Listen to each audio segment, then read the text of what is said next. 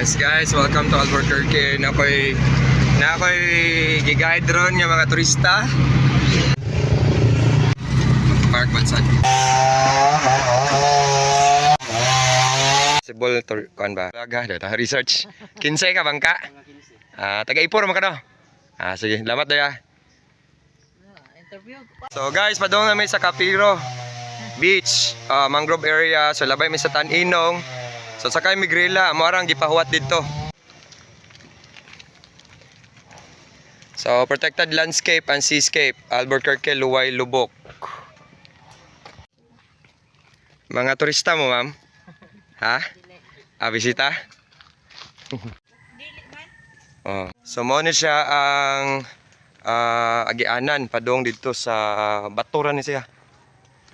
Nya kung taob posible nga mulapas labi nag mga June sa San Juan. Ano siya ang dock area sa mga fishermen sa East Poblacion. Mahubsaan. Daghan kay isda basta protected ang atoang mga mangroves, daghag breeding area para sa mga isda. So kung naay Bilar Man-made forest sa Albor, nasay mangrove forest guys. Mo na sa Instagrammable nga area. Dire nang mga kitaan ninyo nga nindot nga view. So mo ni ang municipal project nga giinvestan sa lungsod pero wala siya madayon kay wire is so low lying ang nagsupply og kuryente diri sa Capiro Beach. So for safety purposes ato ni siyang isakap hon. Nay public CR pero why maintenance? Dapat na i-develop sa barangay kay para extra income. Ito sa lagama na. Brown? Murag light gray. Gray?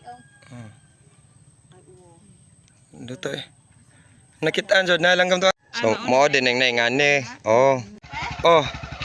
Okay. Kumusta inyong tour diri sa Albor, ma'am? Okay ra? Okay tayo, sir. I-recommend din niya sa mga turista? Yes, sir. Yes. Solid Ecological Waste Management Act. Ari day. Welcome to Santa Fe Beach, Albuquerque.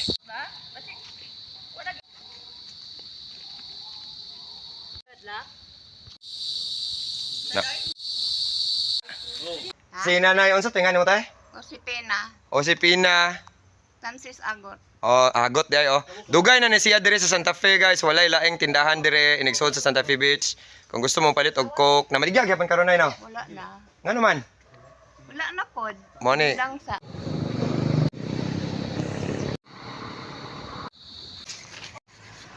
Ugma. Kani may 400 unya ang dagko dita. 600 o 500. Okay.